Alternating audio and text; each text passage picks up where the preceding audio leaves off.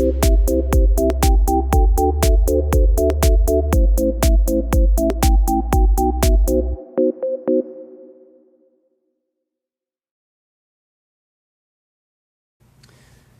up on the testing today, we've got the Rotorgeeks 12 amp. We have a DYS SN20, or an SN20 known by any other name, an SN30, KISS ESC, the new Rotorgeeks 20, and the Rotorgeeks 30. Now for the DYS stuff, I will flash around a few different versions of BL Heli just to make sure that that's not a factor.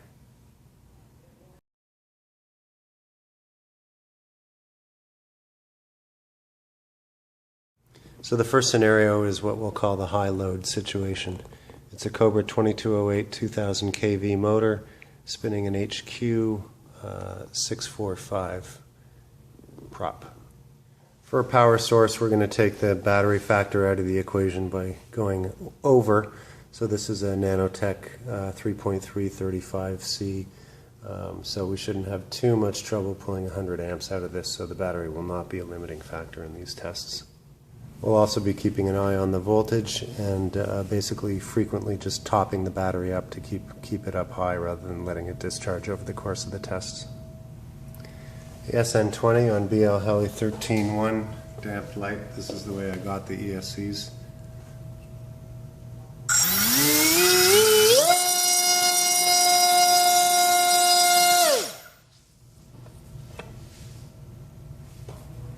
The SN20 again, just updated to BL Heli 14.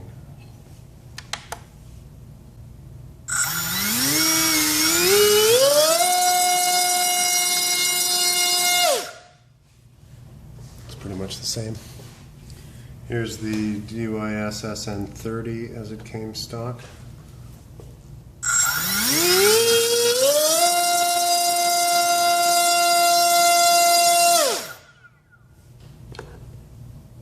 Even lower. And this is the SN30 flashed up to BL Heli 14 with damp light on.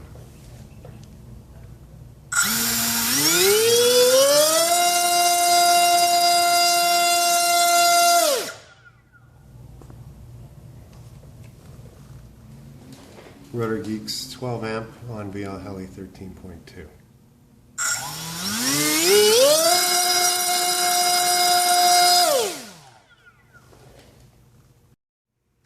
Rotorgeeks 12 amp on BL Heli 14.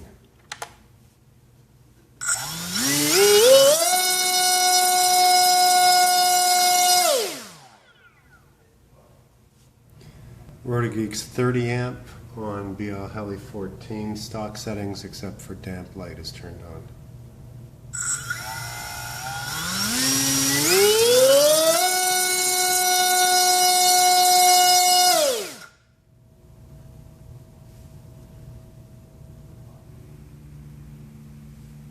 This is the KISS.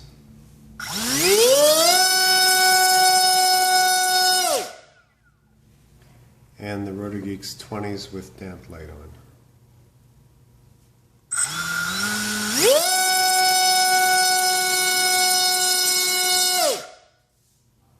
Just to make things a little easier, I've got a table at the end of each set of test results. So this is for the high load thrust test.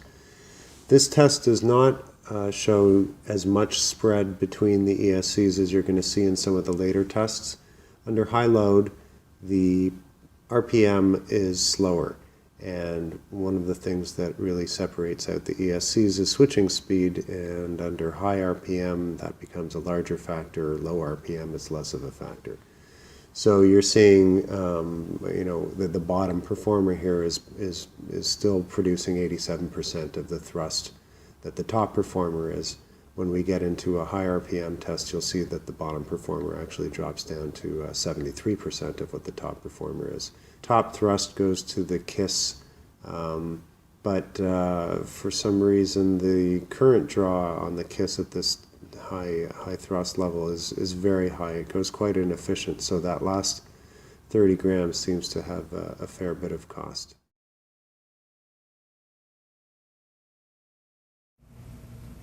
Now we're going to take a look at the braking performance. So this is the Rotorgeeks RG20. We'll go from full throttle to full stop.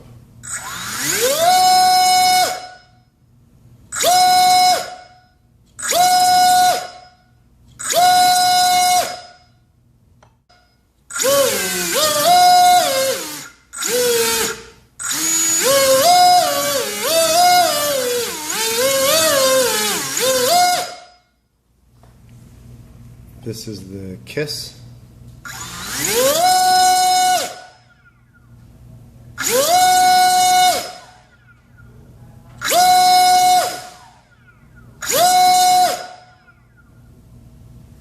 This is the DYS SN20.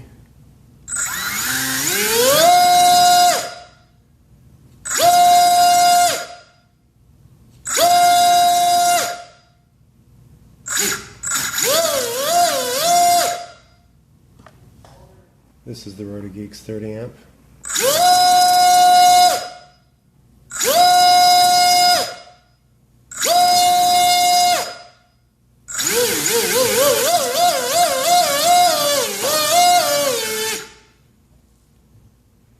And just for fun, this is the Rotorgeeks 12, which does not have damped lights, so this is an example of no braking.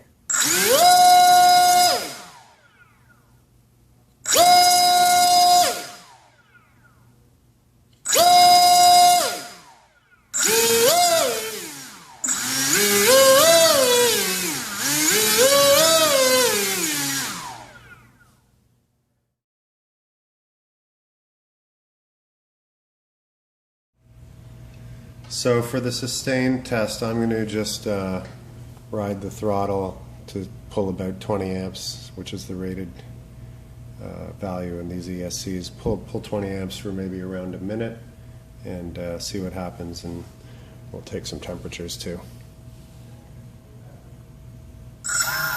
This is the DYS SN20.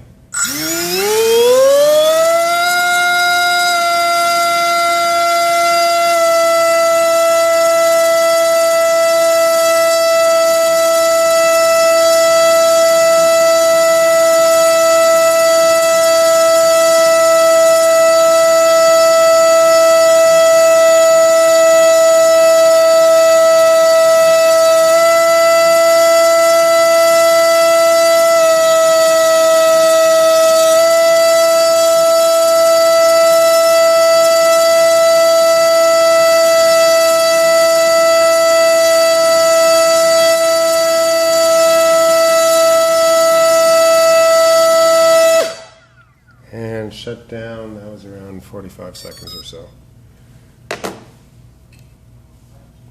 That was thermal shutdown. Oh, now it's going into programming mode. Let's just unplug that. And you could see the temperature there, it was pretty hot. Let's see if it's cooling off yet. Oh, it looks like it didn't shut down quite fast enough to save it from melting its own wrapper. That's pretty dangerously hot before shutdown.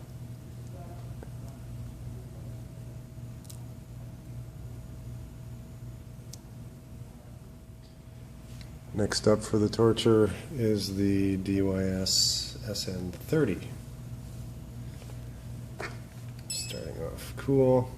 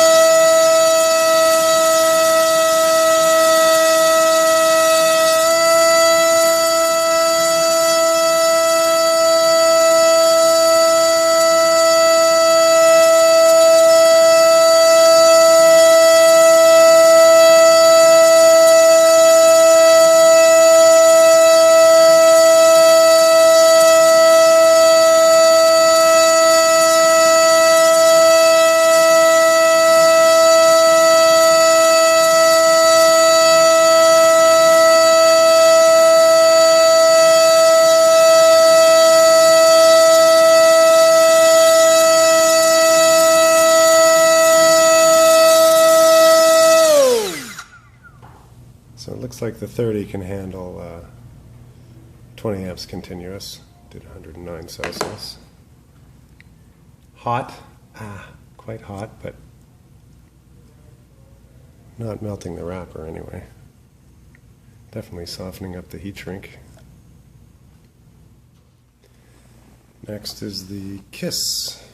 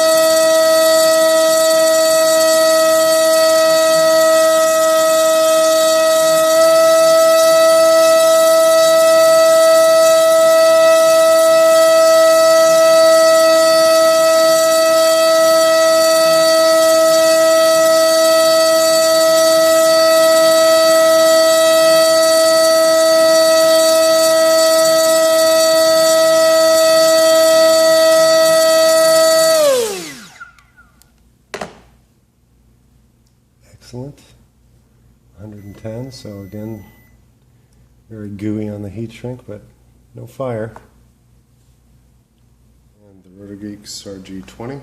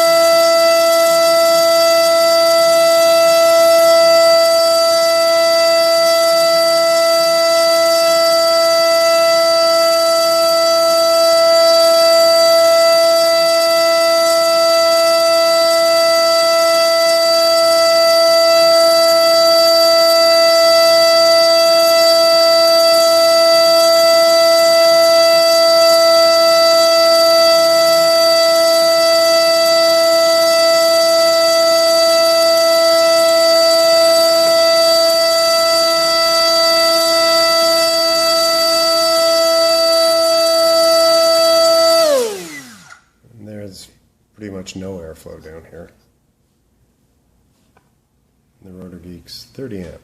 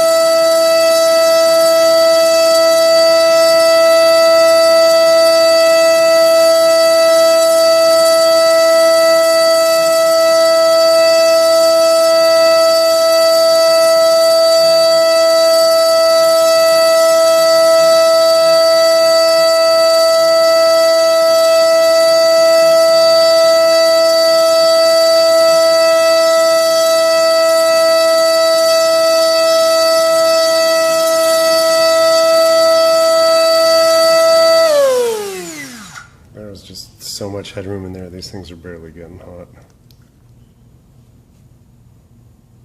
There's not really all that much to be said about the sustained test. It was self-evident that the SN20 didn't make it past its 1 minute. All of the other ESCs did. We saw some pretty good temperatures coming out of some of them, but I think it's safe to say that they can all sustain at 20 amps without too much trouble. Interesting to see how low the temperature is on the Rotorgeeks 30.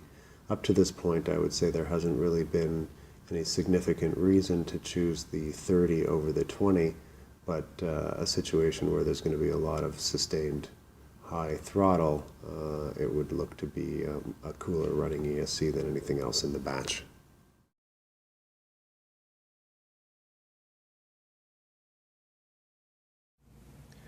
So this will be the, let's call it the low load high RPM test. We've got a Cobra 2300 kV motor with an HQ 5.3 prop, so it's a pretty high RPM, easy spinning load, although the Cobra 2300 does seem to give some speed controllers trouble. And we're starting off with the DYS SN20.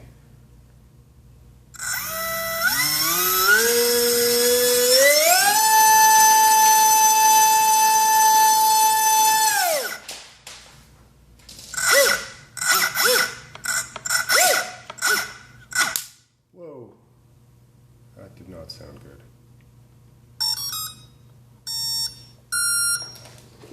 I think we just popped a speed controller, and that's how I got the last one too, doing rapid throttle changes. No, that's dead. Alright, so there's one DYS SN20. Well, that's actually the second one down the tubes.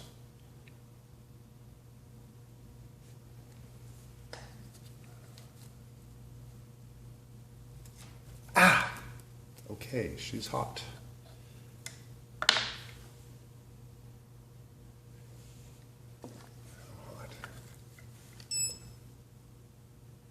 84 Celsius, not running.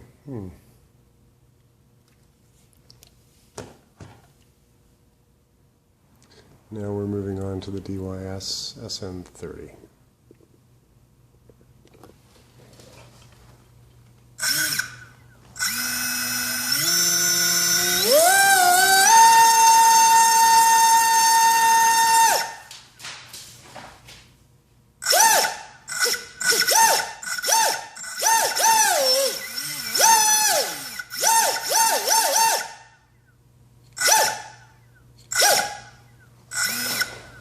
Shot of the prop and the braking.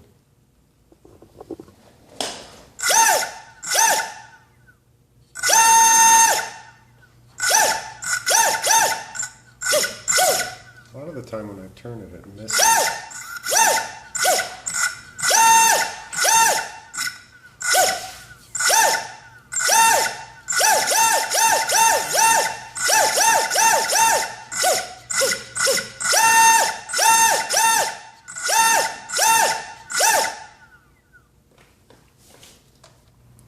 Now we're on to the KISS ESC.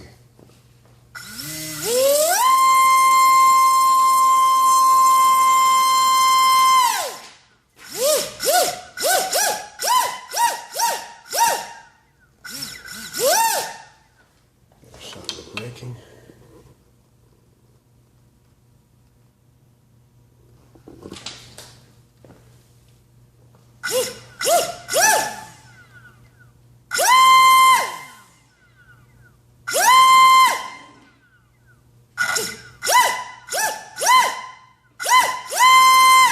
And the Rotorgeeks 20.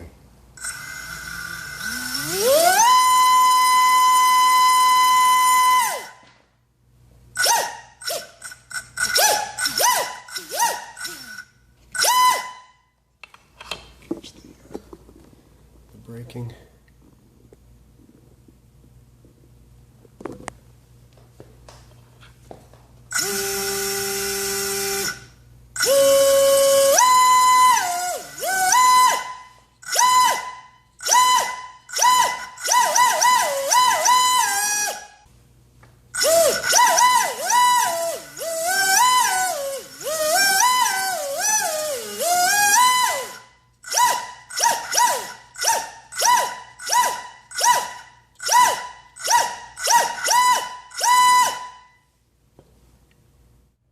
Rotorgeeks 12 amp.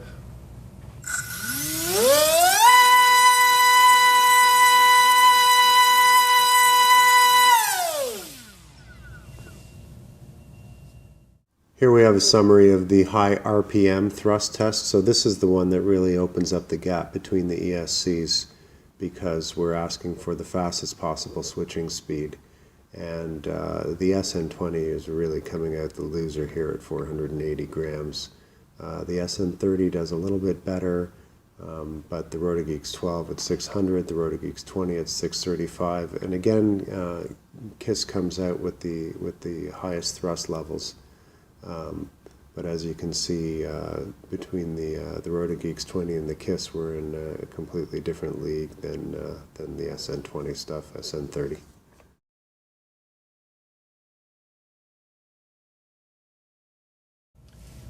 5/4 prop now.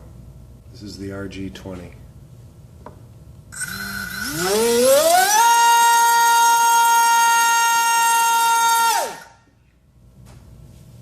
KISS.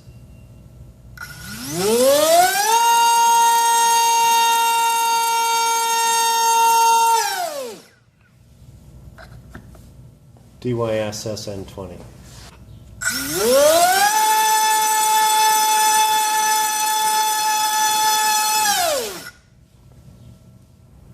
SN30.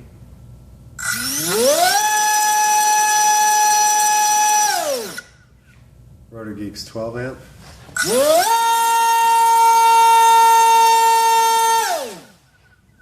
Rotorgeeks 30 amp.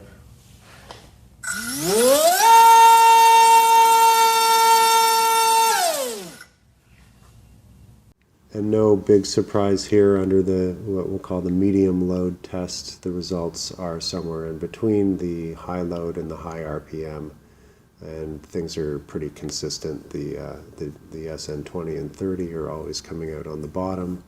The Rotorgeeks 12 and 30 doing quite well, and then the Rotorgeeks 20 and the KISS 18 both producing top levels of thrust in this scenario.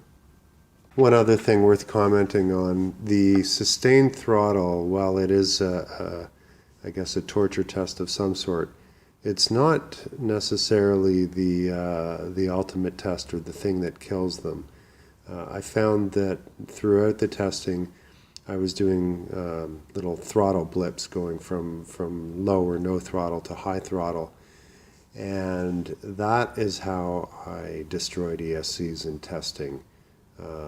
The thermal protection pretty much saved anything that went over in a sustained test, but I did ruin a couple of DYS ESCs. I caught one of them on video, as you saw, just by giving quick throttle movement.